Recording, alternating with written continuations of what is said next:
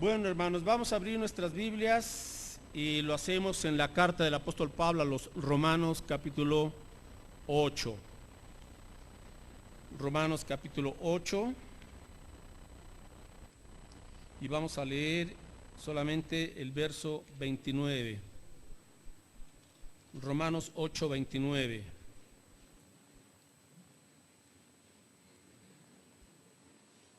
Romanos 8, 29, ¿ya lo encontramos? Le damos lectura todos juntos, comenzamos. Porque a los que antes conoció, también los predestinó para que fuesen hechos conformes a la imagen de su Hijo, para que Él sea el primogénito entre muchos hermanos. Oramos. Padre, gracias porque nos permites reunirnos como familia, como iglesia, y a través de las oraciones, de los cantos, de tu palabra y del compañerismo, exaltar tu nombre, fortalecernos, Señor, en la confianza en ti, centrarnos en ti porque tú eres lo primero y lo más valioso de nuestra vida, porque nos permites también, Señor, pues ser alimentados, pero también pues confrontados con tu palabra para que podamos ser conformados a la imagen de Jesucristo tu Hijo.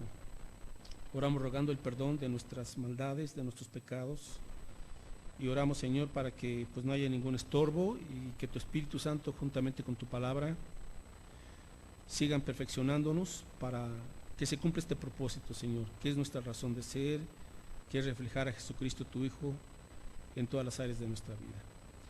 Bendícenos, lo rogamos en el nombre de Jesús. Amén. Bien, mis hermanos, bueno, pues el título de este mensaje es 5 virtudes de un discípulo de Jesús. 5 virtudes de un discípulo de Jesús. Muy bien, ¿cuáles son estas 5 virtudes? Vamos a verlas.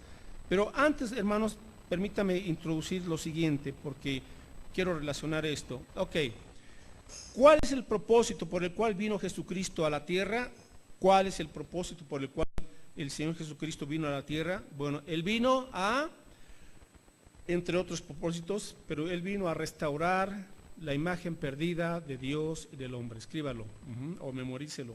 Jesucristo vino a restaurar la imagen perdida de Dios en el hombre. Cuando Adán y Eva pecan, recuerde que el hombre fue creado a imagen y semejanza de Dios, ¿verdad? El hombre reflejaba perfectamente la gloria de Dios en un principio, pero cuando el hombre y la mujer pecan, ¿qué le pasa a la imagen de Dios en el hombre? Se pierde, permítame decirlo así, se distorsiona. Entonces el hombre ya no refleja fielmente el carácter y la imagen de su creador, de nuestro Dios.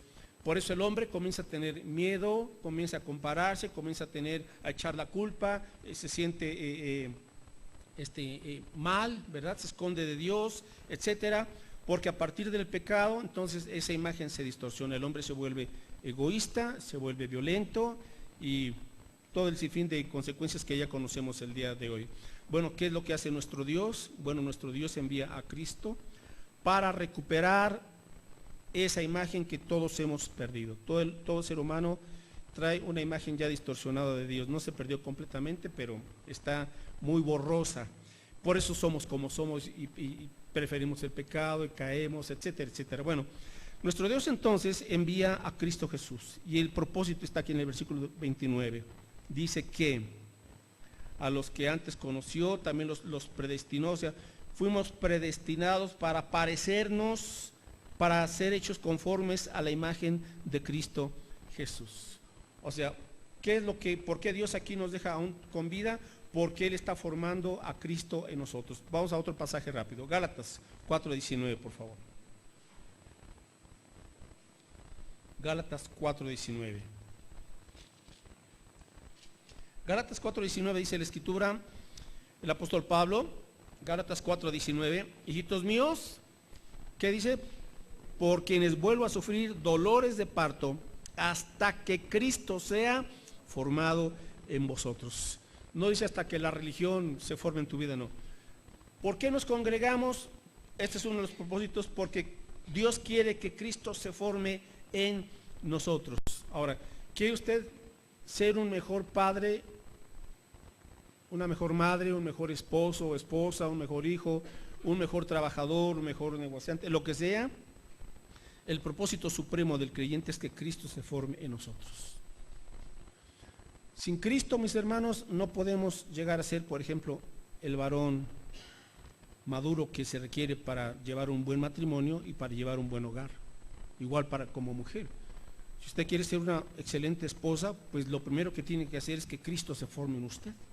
Porque si Cristo se forma en usted, el carácter de Cristo, las actitudes de Cristo, la mente de Cristo, las palabras de Cristo, oiga, pues con eso, ¿qué más pide uno como varón? ¿Verdad? Una compañera idónea.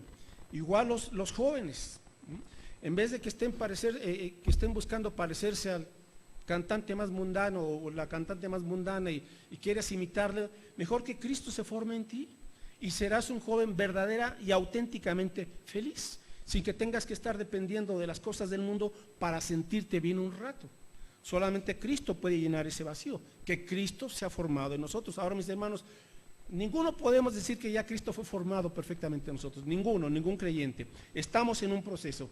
¿Cuándo comenzó este proceso? Cuando nos rendimos a Cristo, creímos en Él, nos arrepentimos de nuestros pecados.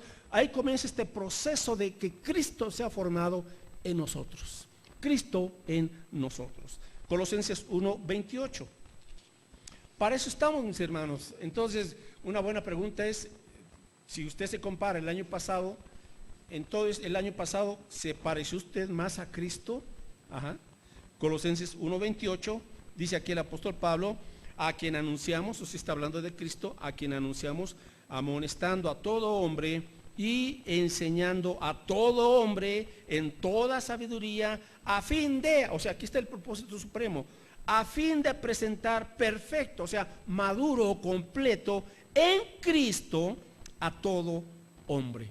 Y esta es la clave, y era la frase preferida de Pablo, en Cristo, Cristo en vosotros, ustedes en Cristo. ¿Qué significa esto? Que, mis hermanos, pues quizá podamos buscar un curso de superación personal, de autoayuda, de lo que sea usted quiere, de lo que usted quiera y mande, pero si no está siendo formado Cristo en nosotros, ese es un paliativo temporal, es un curita nada más para un cáncer, porque el pecado es como un cáncer. Entonces tenemos que ir al Señor para que el Señor erradique ese cáncer mortífero que es el pecado e implante nuevas células y un nuevo ADN, que es el ADN espiritual de Cristo Jesús, y entonces comienza en nosotros una regeneración. Somos regenerados, pero comienza un proceso de santificación. Ahora dice el apóstol Pablo, presentar maduro en Cristo Jesús a todo hombre. Verso 29, y aquí está la función del creyente, para lo cual dice Pablo, trabajo, luchando según la potencia de Él, la cual actúa poderosamente en mí. Entonces, formar a Cristo, mis hermanos, pues no es una labor que tengamos que hacer nosotros independientemente, no, dependemos del poder de Dios que actúa en nosotros. Y a su vez ayudamos a otros creyentes para que Cristo sea formado en cada creyente, porque Pablo dice, a todo hombre, o sea, no hay excepción. Y quien no quiera ser formado conforme a la imagen de Cristo es porque no quiere, no es porque no sea el plan de Dios. Ahora, hermanos, este proceso en donde Cristo se va formando en nosotros, ¿verdad?, requiere de un proceso de formación espiritual integral. O sea, Cristo tiene que ser formado en nosotros, no nada más en el ámbito espiritual, afecta todas las áreas de nuestra vida, en su trabajo, en sus diversiones, en tus estudios, en tu escuela, en tu casa, en el ámbito de la iglesia, por supuesto. Tenemos que reflejar a Cristo y este es el reto. Por eso, hermanos, tenemos una lucha, porque Satanás y el mundo quieren evitar que los cristianos reflejemos fielmente a Cristo.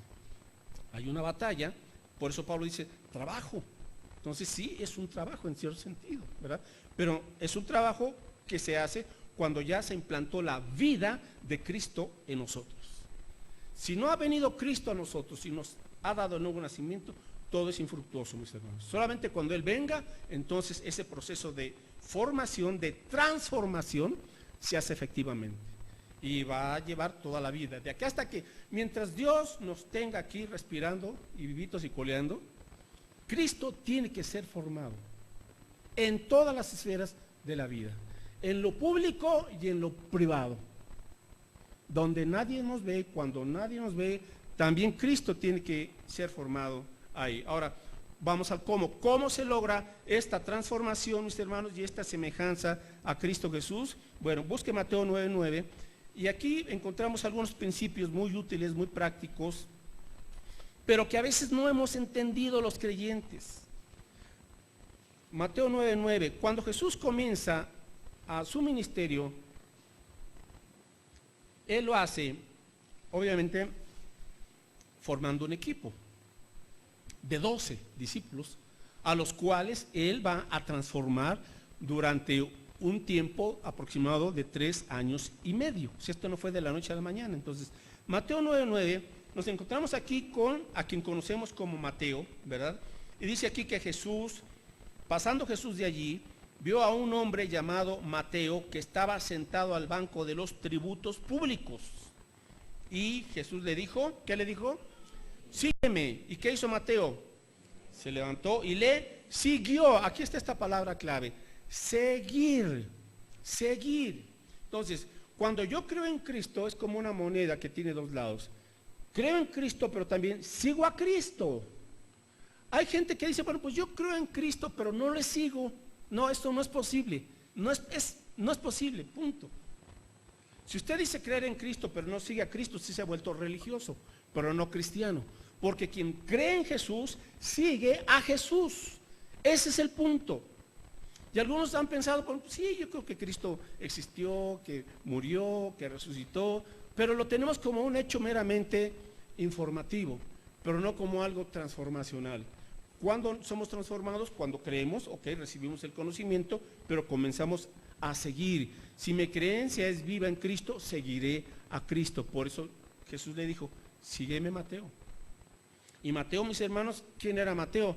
Pues no era una perita en dulce, no era un judío fiel que digamos, él era judío, pero era un cobrador de impuestos que estaba vendido al imperio romano, ¿verdad? Y que sin duda alguna que hacía un buen de tranzas. Por eso los publicanos, así se les llama, o los recaudadores de impuestos, eran odiados por los judíos, porque ellos cobraban ciertos impuestos para Roma, pero cobraban impuestos de más y ellos se los quedaban. Entonces eran odiados, eran repudiados por el resto del pueblo judío. Pero Jesús llega y se acerca a él, esto es increíble. Se acerca a un tranza corrupto, ¿verdad? Y lo llama, pero esta persona como Mateo, al ver a Jesús, y sin duda que había escuchado de Jesús, él dijo, algo hay de diferente de Jesús con los fariseos religiosos de su época. ¿Y qué hace Mateo? Se levanta y lo sigue. Aquí está la clave, seguir a Jesús cada día, mis hermanos, no cada domingo, no cada mes. Lucas 5:11, Lucas 5:11, aquí encontramos en cuanto al llamado que hace el Señor, ¿verdad? A Pedro, Lucas 5:11, y dice, y cuando trajeron a tierra las barcas, dejándolo todo, ¿le qué? Le siguieron. Seguir a Jesús el lunes, seguir a Jesús el martes, seguir a Jesús el miércoles, seguir a Jesús toda la semana, mis hermanos. No hay de otra. Seguir a Jesús día a día, confiar en Jesús día a día. Ahora, porque solamente siguiendo a Jesús es como Él va a ir siendo formado en nosotros. Ahora, hay etapas en los cristianos. Está el bebé recién nacido, está el niño en Cristo, está el adolescente o el joven en Cristo, y están los adultos y ancianos maduros ya en la fe en Cristo Jesús. Son etapas que vamos atravesando. El problema viene cuando nos estancamos, mis hermanos. Y por eso el escritor a los hebreos les tiene que decir a sus creyentes, mis hermanos, debiendo ser ya maestros, todavía tienen necesidad de que les dé yo los primeros rudimentos de la fe. O sea, en vez de presentarles, mis hermanos, un manjar en alimento, en vez de invitarlos a comerse una arrachera con chilaquiles, no, todavía les tengo que dar Gerber de manzana, porque son bebés, se han estancado, no han crecido. Por eso todo viento de doctrina y toda tentación los trae para arriba y para abajo, porque no han madurado, no están firmes en Cristo. No se han formado esas 5 virtudes de las cuales ya voy a comenzar ahorita a hablar.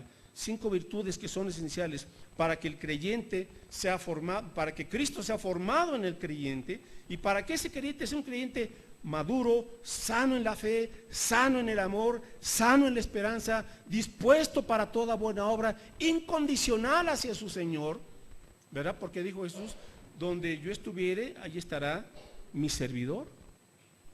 Y si alguno me sirve, sígame. Así es que 5 virtudes, mis hermanos, y las tiene usted ahí a la mano. 5 virtudes. Por eso en la iglesia hemos puesto este perfil de un discípulo que sigue a Jesús, que son a fin de cuentas 5 virtudes que tenemos que asistir. Pero yo, la verdad, a veces me siento como Juan el Bautista, una voz que proclama en el desierto nada más, como que enseño y enseño y enseño y no les cae un buen de hermanos el 20. Algo tenemos que hacer, pero no podemos continuar igual. Y ¿qué tenemos que hacer? Pues regresar a lo que dice la Biblia, no estamos inventando nada.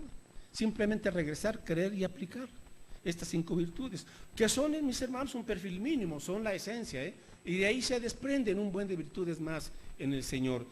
Creyentes llenos de sabiduría en Cristo.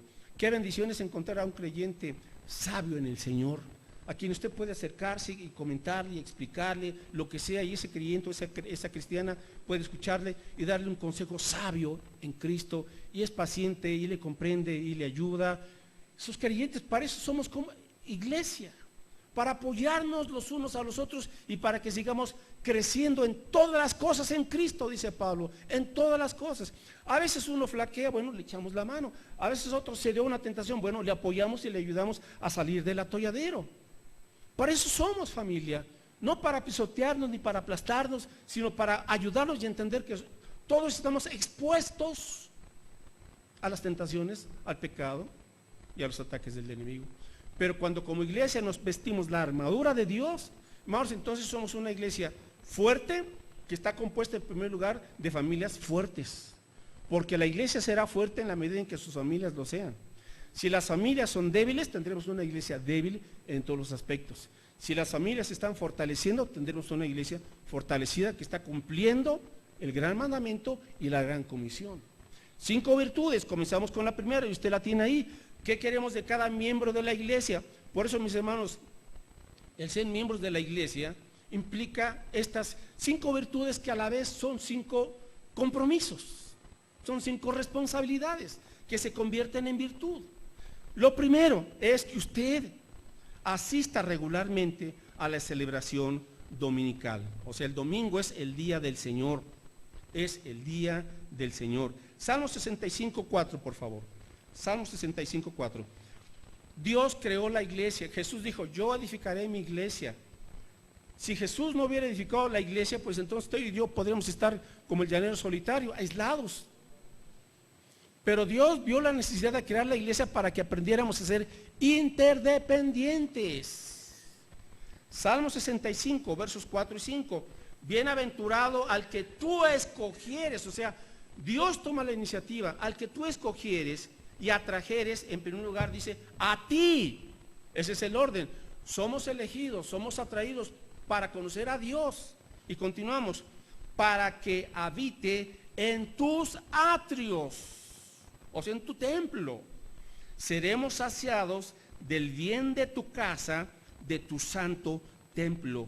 Con tremendas cosas nos responderás tú en justicia, oh Dios de nuestra salvación, esperanza de todos los términos de la tierra y de los más remotos confines del mar.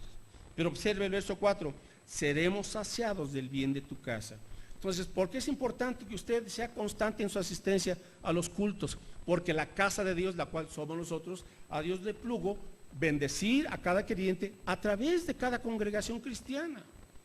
Usted recibe bendición cuando viene a la casa de Dios. ¿Cómo? A través de la predicación, de la alabanza, de las oraciones, de las pláticas que tenemos, del compañerismo fraternal. Todo eso Dios lo ideó, lo planeó, porque son nutrientes, hermanos. Son nutrientes para santificarnos, para fortalecernos, para ayudarnos, para crecer. Entonces, seremos saciados del bien de tu casa. Ahora, si usted no encuentra bendición en la casa de Dios, algo está pasando por ahí. O como iglesia estamos chuecos y tenemos una doctrina torcida,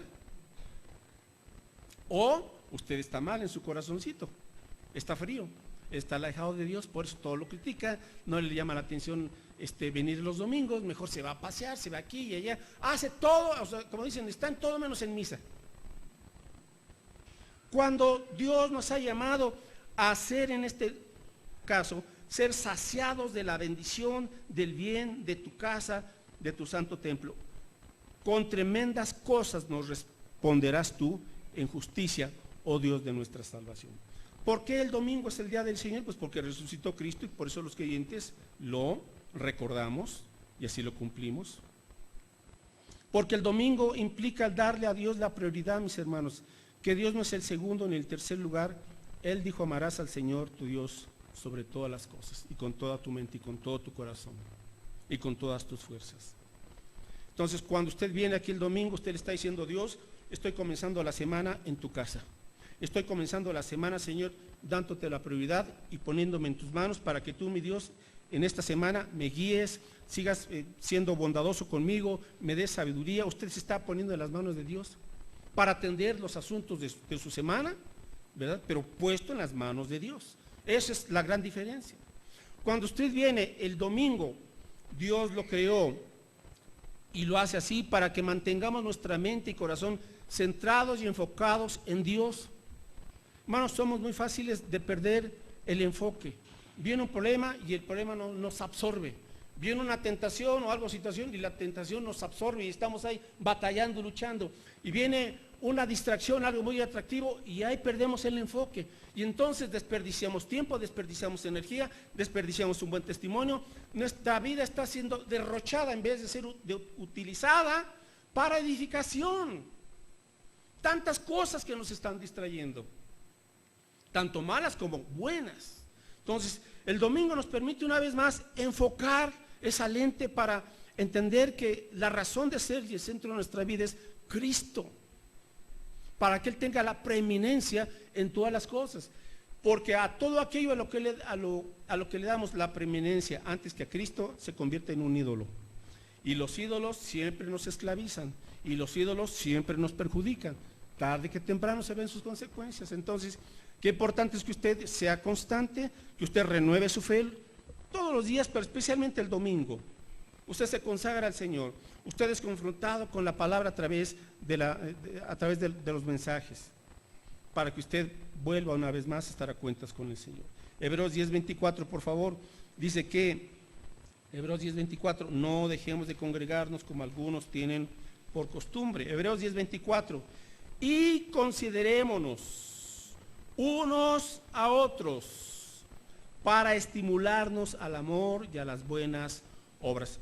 Cuando usted se reúne el domingo, mi hermano, usted viene a recibir, pero usted también viene a dar. Escuche, conozca a otros hermanos, conviva con ellos, y en esas pláticas van a surgir algunas cosas en donde usted quizás Dios le va a decir: ayúdale, puse a este hermano para que platicaras con él, para que tú seas de bendición.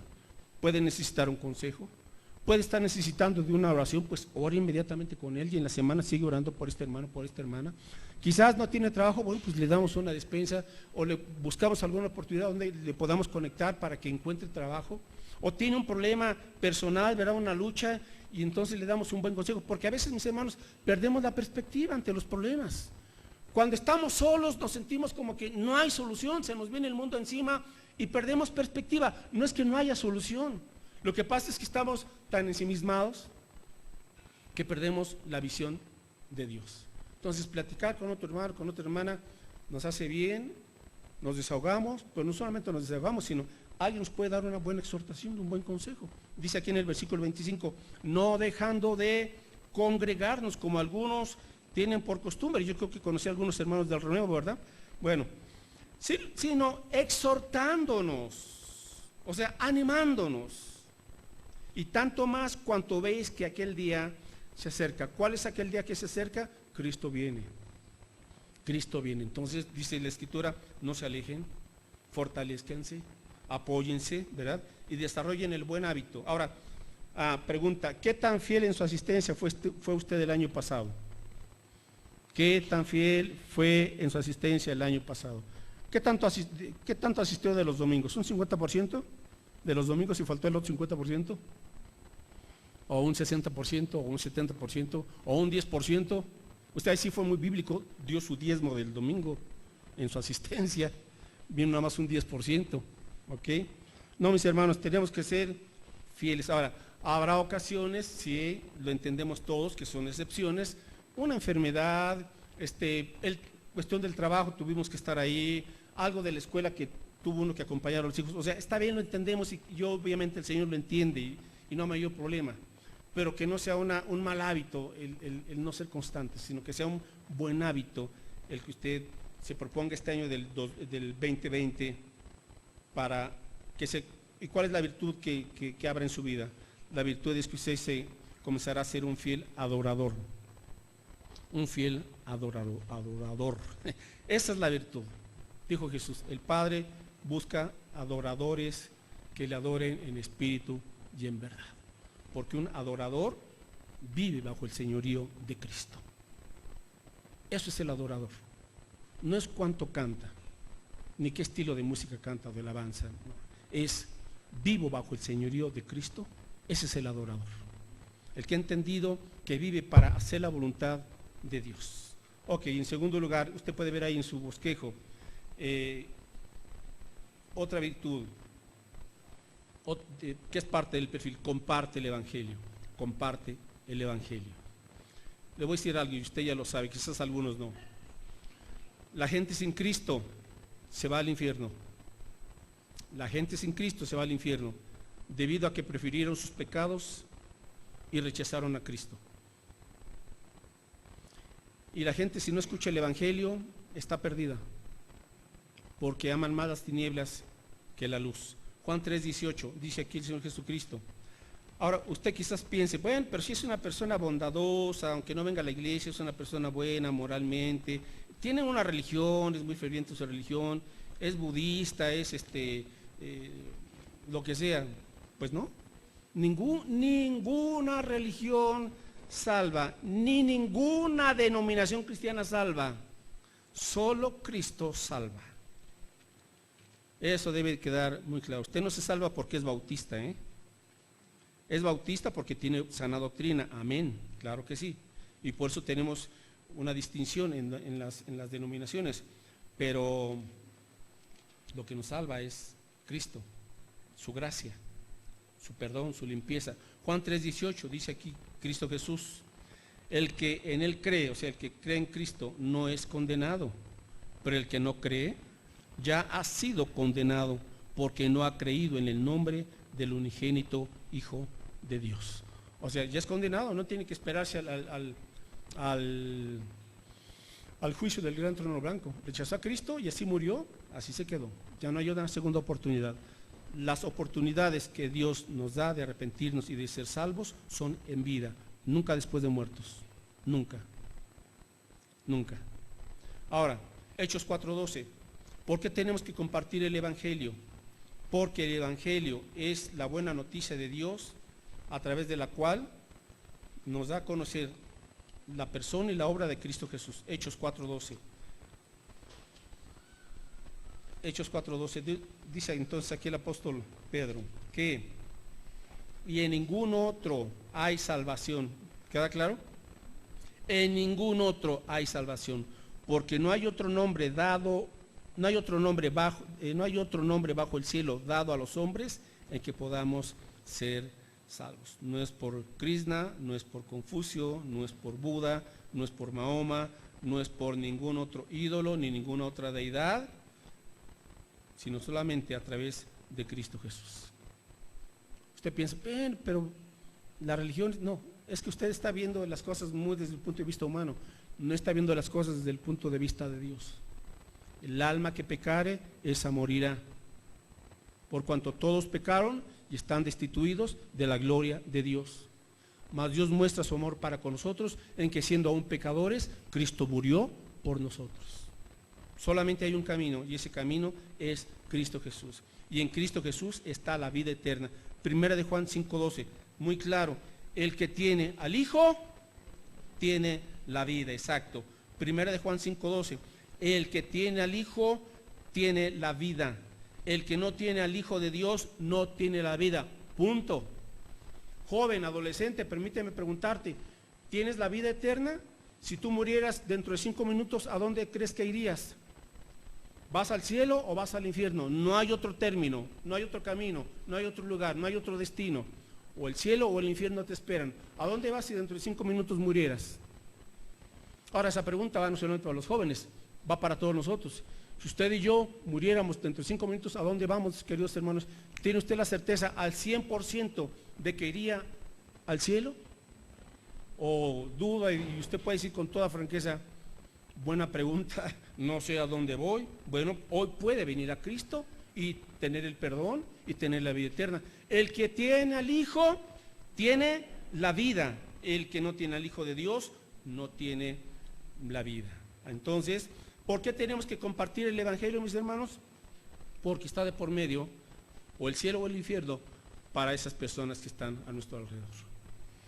Ahora, lamentablemente, muchos hermanos no comparten el Evangelio. Y vuelvo a preguntar ahora, el año pasado, ¿a cuántas personas usted condujo a los pies de Cristo? El año pasado, ¿a cuántas personas usted condujo a los pies de Cristo? ¿Se da cuenta? ¿Se da cuenta? Para eso estamos como iglesia, para anunciar el Evangelio, para guiar a la gente a Cristo. Y si no lo estamos haciendo, mis hermanos, estamos mal, punto, estamos mal. Y aunque usted venga los domingos, y no estoy contradiciendo el punto anterior, si usted no está compartiendo el Evangelio, usted está dormido y está poniendo sus pretextos. No sé, tengo miedo, otro día, son muy duros, pues los pretextos que usted quiera y mande, pero para Dios no hay pretexto. El Señor nos ha dicho, vayan y hagan discípulos a todas las naciones. ¿Cuál es la virtud cuando usted comparte el Evangelio?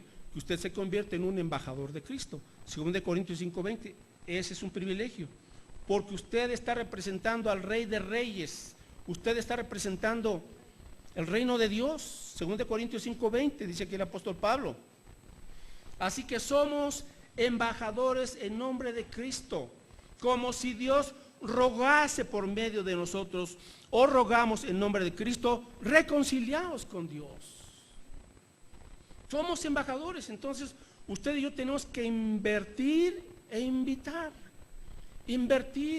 relacionarnos con la gente, acercarnos a las personas, ser amables, saludarles, sonreírles. ¿Cómo te llamas? Convivir, hermanos. No podemos encerrarnos en nuestra burbuja cristiana. Tenemos que salir y acercarnos a la gente. Predica a Cristo y deje a un lado el temor al rechazo. ¿Y qué si me rechazan? A fin de cuentas, dice Pablo, si te rechazan, ¿sabes qué? No te están rechazando a ti, porque no te estás predicando a ti. Por principio y fin de cuentas, a quien están rechazando es al Señor, a quien tú les estás anunciando, y hay de ellos, ¿verdad? Pero tú cumple con anunciarles el Evangelio. Pídele a Dios pasión por las almas, pídele a Dios perdón por esa tibieza y por esa indolencia que tienes para... ¿No le duele que la gente vaya al infierno? Digo, ¿sí o no? Si no le duele, usted no se ha convertido a Cristo. Tan tan. Porque el creyente que tiene esa naturaleza de Dios, ahora tiene esa compasión y esa sensibilidad por las almas en Cristo. Si usted se salvó fue porque alguien tuvo compasión de usted, tuvo la compasión de Cristo en usted, y le habló y estuvo orando por usted, y le invitó y estuvo ahí insistiendo, y usted vino y está escuchando el Evangelio. Porque alguien se tomó la molestia de estar perseverando, a pesar de que a veces uno fue grosero, indiferente, le dio la vuelta y no me molestes y lo que sea. Pero hubo alguien que estuvo ahí, ¿verdad? Como cuchillito de palo. Gloria a Dios, porque estuvo insistiendo y dio su fruto. Dice en uno de los salmos que irá sembrando y llorando el que siembra la preciosa semilla, pero volverá gozoso con el fruto.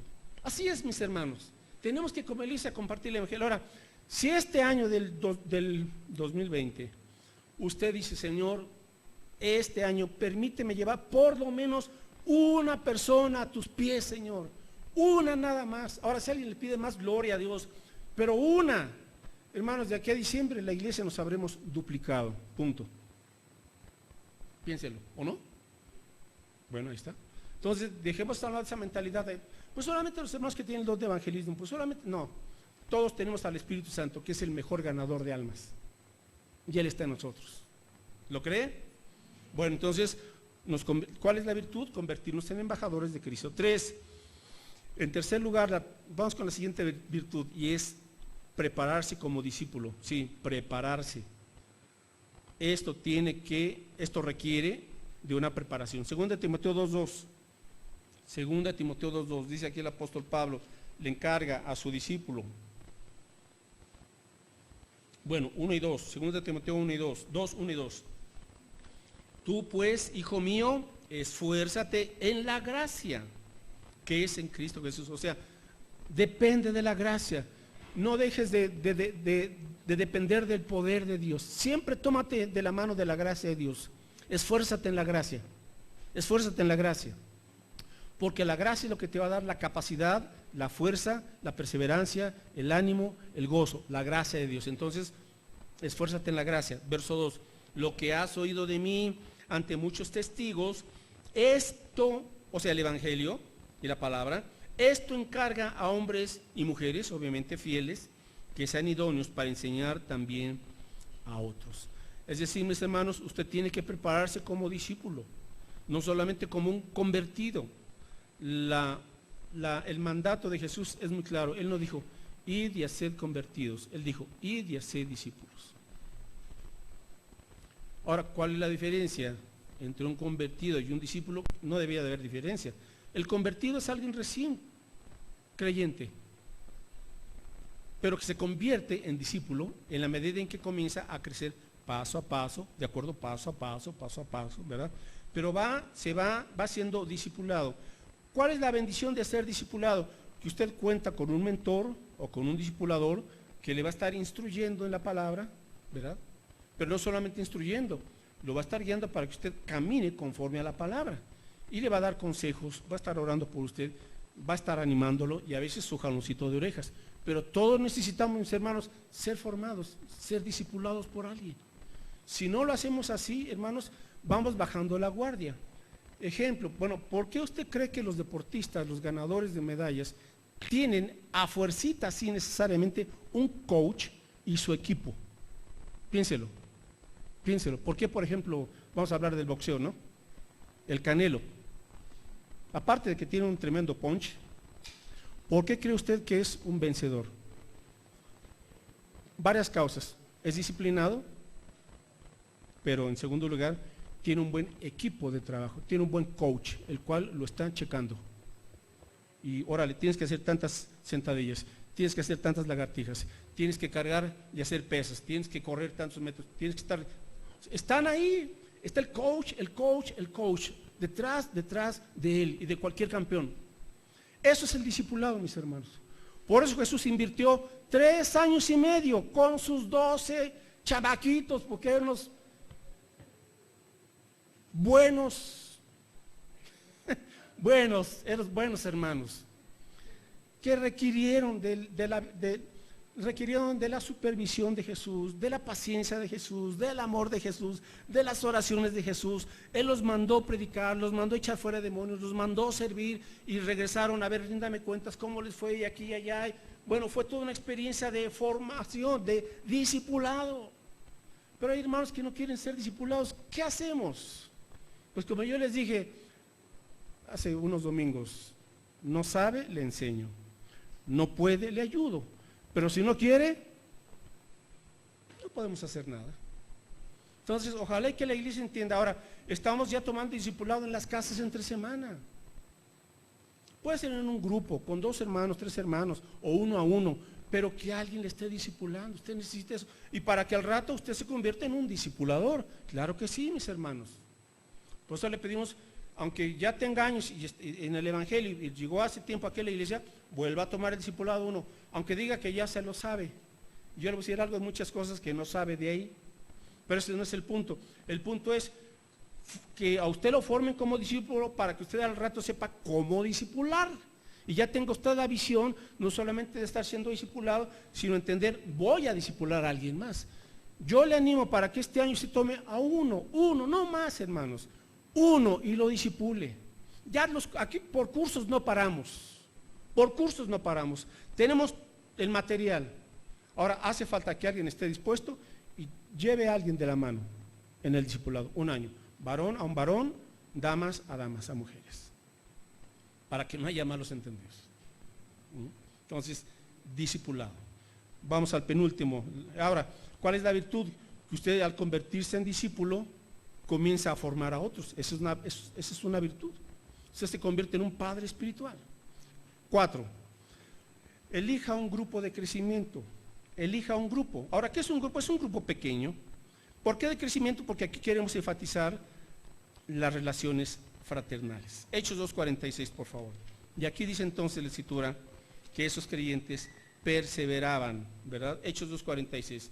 Y perseverando unánimes cada día en el templo y partiendo el pan en las casas, comían juntos con alegría y sencillez de corazón. Observe aquí este equilibrio. Cada día se congregaban en el templo judío, pero partían el pan, ¿en dónde? Ahí está, en grupos pequeños, ahí está, en las casas, y comían juntos, ¿cómo?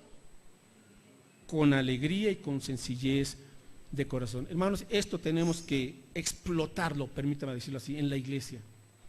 Si hay una bendición que Dios le ha dado a la iglesia, es la sana convivencia fraternal, el llevarnos bien unos con otros, el tener amigos y amigas en Cristo, el tener un grupito donde usted pueda convivir, gozarse, disfrutar, reírse, compartir y compartir también sus luchas, sus penas y apoyarnos los unos a los otros.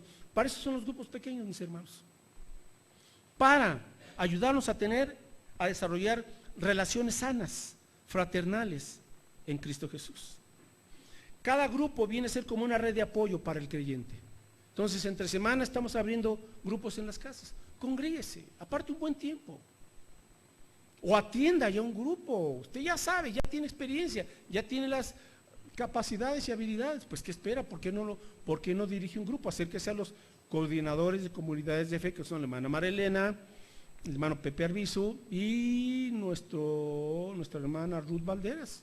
El hermano Gómez también, pero ahorita está en receso el hermano porque lo van a operar, entre paréntesis. Aquí como iglesia tenemos que hacer algo, hermanos, por lo menos échele un telefonazo, ore con el hermano o visítele, hermano, que se le ofrece. Aquí estamos, no sabemos cuándo lo van a operar de la columna, lo van a operar, ¿verdad? Pero bueno, ahí se tiene que ver ese amor fraternal.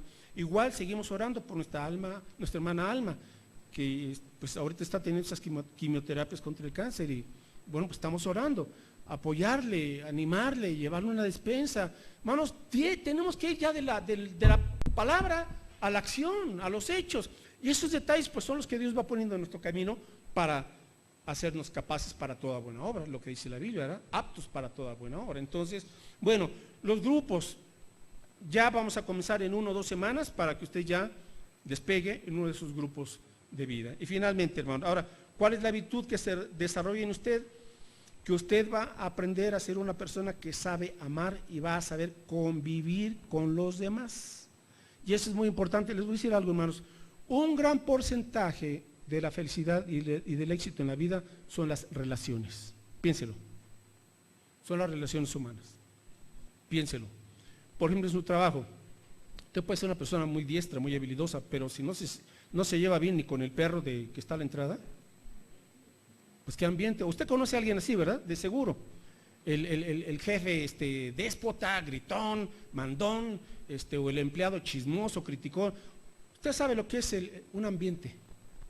¿Cómo se siente ese ambiente? ¿Verdad? A veces es un ambiente tenso, de discordias, de chismes, y usted dice, ya no aguanto. Estoy trabajando. O sea, sé hacer mi tarea, sé hacer mi labor, pero el ambiente es casi el infierno. ¿O no? Esa es la importancia de las relaciones humanas. Por eso ahora están implementando en el gobierno, ¿verdad?, la sanidad de ambiente laboral, porque saben que hay muchos conflictos en el trabajo. Entonces la gente cuando está en medio de conflictos se estresa, y una persona estresada comienza a sufrir las consecuencias del estrés. Su sistema inmune se comienza a debilitar, está más susceptible a las enfermedades y está siempre de malas. Entonces, ya el gobierno le cayó el 20, ¿verdad? Por lo menos aquí, en otros gobiernos ya se dieron cuenta de eso, de que qué importante es el ambiente sano laboral. Ahora, y no se diga, mis hermanos, en casa. ¿Cuántas casas sufren de estrés continuamente? Estos hogares urge sanearlos. ¿Y cómo se van a sanear esos hogares, esas familias? Cuando mi vida se va saneando con la gracia de Dios, con la paciencia que tengo que tener para con mis seres queridos, con una actitud de servicio, con una actitud de perdón, con una actitud de gozo en mi vida, de estar en paz. Vamos saneando el ámbito familiar. Y si en la familia está por ahí ¿cómo le dicen? La oveja negra, pues orar mucho. Porque la verdad, hermanos, hay gente a la que solamente Dios la va a poder cambiar. No usted, ni yo. ¿Qué tenemos que hacer? Interceder, nada más. Y en lo que cabe, dice Pablo, en lo que queda en ti, procura llevarte bien con los demás. En lo que a ti quepa, ¿verdad? Porque habrá gente que no va a querer. Bueno, pero independientemente de eso, qué importantes son las relaciones. Entonces, la virtud que usted va a desarrollar es aprender a ser un creyente maduro que sabe amar y convivir. Ok, y finalmente, hermanos, la quinta virtud o el quinto compromiso de un miembro de la iglesia, de alguien que sigue a Jesús, dice el apóstol Pedro, que cada uno según el don que ha recibido. 1 Pedro 4:10, cada uno según el don que ha recibido, ministre a los demás como buenos administradores de la gracia de Dios y ministre conforme al poder de Dios. Ok, 1 Pedro 4:10. Cada uno, según el don que ha recibido, ¿qué? O sea, sirva, eso significa ministrelo, sirva, ministralo a los otros como buenos administradores de la multiforme gracia de Dios. Usted puede servir a Dios los domingos o también entre semana, pero el punto es que usted use sus dones. Por eso aquí, hermanos, en los ministerios estamos haciendo ya cambios más ágiles para que hagamos rol de hermanos y estén participando de la mayoría de los miembros, para que no haya un miembro que esté cruzadito de brazos, sino que todos estemos usando los dones, en parte aquí y la mayor parte yo creo entre semana, pero que todos estemos siendo usados como instrumentos de bendición. Y en este punto, mis hermanos, ¿cuál es la virtud? Que usted se convertirá en una persona generosa y servicial. ¿Sí? Esto va contrario a la cultura y a la visión del mundo. El mundo es, entre más mezquino y más aplastes a los demás y más saques de los demás, más astuto y tendrás más. Esa es la mentalidad del diablo y del mundo. En el reino de Dios la mentalidad es, entre más servicial y generoso seas, más bendición serás para los demás y más bendición Dios te dará. Porque al que es fiel en lo poco, sobre mucho le pondré, dice el Señor. Aquí los valores están al revés. Dice el Señor, ¿quieres ser grande? Sirve. ¿Quieres tener? Da. Entonces, el creyente tiene que aprender, mis hermanos, en este punto es a ser un fiel y generoso dador y una persona servicial. Usar nuestros dones. No somos espectadores, somos servidores. Y lo que damos, lo damos con alegría. 2 Corintios 9, ya con esto termino. 2 Corintios 9, 6. ¿Por qué, mis hermanos? Porque no hay mayor bendición que dar, dijo Cristo. Más bienaventurado es dar que recibir. Ajá. A ver, 2 Corintios 9, verso 6. Pero esto os digo, el que siembra escasamente, también segará escasamente. Y el que siembra generosamente, generosamente también segará. Aquí está la palabra de Dios. Verso 7. Cada uno dé como propuso en su corazón. Entonces, tenemos que aprender, el esposo, la esposa y cada uno de los hijos, cada uno tiene que aprender a ser un dador. Dice, cada uno dé como propuso en su corazón, no con tristeza ni por necesidad, porque Dios ama al dador alegre. Y la promesa, y poderoso es Dios. ¿Y para qué es poderoso Dios? Para hacer que abunde en vosotros toda gracia, no solamente lo financiero, mis hermanos, no solamente lo económico, sino aquí toda gracia, ahorita lo explico, dice, a fin de que teniendo siempre en todas las cosas todo lo suficiente, abundéis para toda buena obra. Toda gracia que implica sabiduría, inteligencia, buenas relaciones, conexiones, salud, habilidades, capacidades, oportunidades, puertas abiertas, toda gracia, dice Dios, para que siempre tengas todo lo suficiente, a fin de, ahora no termina ahí, a fin de que al tener todo lo suficiente, ¿sabes qué? Pues tú también te conviertas en un instrumento de bendición para toda buena obra. Ya hay un ciclo virtuoso. Dios derrama sus bendiciones, las disfrutamos, pero las compartimos. Y al compartirlas, le estamos devolviendo a Dios, y Dios lo toca, lo bendice y lo devuelve multiplicado. Ese es un círculo virtuoso. Pero cuando pensamos muy carnal y muy terrenalmente, no, entre más yo retenga, dice Proverbios, el que retiene vendrá la pobreza. Porque no quieres dar servicio, no quieres dar una buena actitud, no quieres dar de tu tiempo, no quieres dar y apoyar a quien tiene necesidad. Siempre estás reteniendo y reteniendo, te estás volviendo un mezquino y un avaro. Y la avaricia es idolatría, dice la Escritura. ¿Se da cuenta? Entonces entramos en un círculo vicioso, ¿verdad?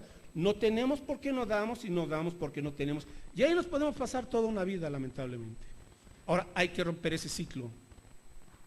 Y se rompe confiando en Dios y aprendiendo a dar. Ahora sí, hermanos, aquí están los 5 puntos. Miembros de la iglesia, tenemos que comprometernos. Ahora esto no lo podemos imponer, mis hermanos. Yo simplemente apelo a su amor al Señor, nada más. Nada más. ¿Ama usted al Señor? Digo Pablo, porque el amor de Cristo nos constriñe, nos impulsa. Eso es todo. Si amo a mi Señor, voy a comenzar cada uno de estos 5 pasos, a aplicarlos obviamente con su ayuda y con su dirección. Padre, gracias te damos por tu palabra, porque nos has llamado a que Cristo sea formado en plenitud de nosotros, en vez de que, Señor, pues nos vayamos deteriorando y se vaya distorsionando aún más esa imagen que tú pusiste tuya en nosotros. Señor, tú nos has elegido por tu gracia solamente, por tu misericordia, para detener ese deterioro, ese decaimiento espiritual, moral y físico, y nos has llamado, Señor, para reposar en Cristo, para creer en Cristo, para llevarle a nuestras cargas, pero nosotros, Señor, llevar su carga, que es predicar tu evangelio. Señor, permítenos ser virtuosos, romper ese círculo vicioso para entrar a un círculo virtuoso de la fe, de la santidad, del amor, de la esperanza, de la vida abundante en Cristo, de un compromiso que hacemos, mi Señor, contigo por amor, porque hemos entendido que más que nada y más que nadie tú quieres lo mejor para nosotros, y lo mejor para nosotros es que Cristo sea formado, porque cuando el Señor va siendo formado en nosotros, todo lo demás viene por añadidura. Señor, perdona la negligencia, perdona nuestra falta de compromiso, perdona, oh Señor, y nos arrepentimos de nuestra carnalidad, de nuestra mundanalidad. Perdona, Señor, pues esa falta de confianza en ti, pero venimos a ti en este entendimiento. Queremos creer en Jesús y seguir a Jesús. Lo hacemos, Señor, no por nuestra propia fuerza, sino lo hacemos tomando de tu gracia. Cada día, Jesús, seguirte un día a la vez seguirte fielmente. Y cuando a veces, Señor, pues caemos o cedemos, pues podemos acudir al trono de tu gracia para ser perdonados, limpiados y restaurados una vez más. No hay excusa para vivir lejos de ti, Señor. Eres bueno y perdonador, eres clemente y misericordioso, eres fiel y generoso, eres todopoderoso, Dios. Y la sangre de Cristo, el poder de tu palabra y el poder de tu Espíritu Santo tienen todo, Señor, para acabar con las obras del maligno y para acabar con el dominio del pecado, a fin de que ahora vivamos para ti, Señor. Nos gocemos en tu presencia, nos gocemos en tu evangelio y vivamos, Señor, disfrutando tu presencia, disfrutando tu palabra, pero también compartiendo tu evangelio. Señor, toma cada hogar aquí representado y haz de cada familia, Señor, familias virtuosas en la fe. Aunque tenemos, Señor, y luchamos con nuestras debilidades, con nuestras deficiencias, con la testarudez o con la necedad de los miembros de la casa. Pero Señor, cuando venimos rendidos a ti, tú transformas, porque lo que tú tocas lo santificas y lo cambias. Padre Santo, ayúdanos para vivir bajo tu temor, para vivir, Señor, haciendo tu voluntad. Y seguimos orando, y antes de concluir, quiero hacer una invitación. Si usted o tú, joven, no ha venido a Cristo, venga hoy. Hoy es el día de la salvación, y el que tiene al Hijo de Dios tiene la vida. Quisiera usted tener la certeza de la vida eterna y de la presencia de Cristo morando en usted. Bueno, haga esto, dígale: Dios, reconozco mi pecado, reconozco mi desobediencia, te pido perdón, no quiero vivir así, Señor, haciendo solamente mi voluntad. Vengo a ti, Cristo, me rindo a ti. Creo que tú diste tu vida por mí en la cruz del Calvario, creo que tú derramaste tu sangre para limpiar mis pecados, y creo que tú resucitaste y ahora quieres vivir en mí. Señor Jesucristo, ven a mi vida, yo me rindo a ti, creo en ti, quiero seguirte a partir de hoy. Toma mi vida, Señor, creo en ti, Señor. Padre, tú sabes quién ha tomado esta oración y esta decisión, ya ha creído en ti. Oramos para que le des ese nuevo nacimiento, la presencia de tu Espíritu, y que comience a partir de hoy, Señor, a seguir fielmente a Cristo. Y al resto, mi Señor, pues ayúdanos para verdaderamente consagrarnos a ti y vivir según tu voluntad. En el nombre de Jesús. Amén.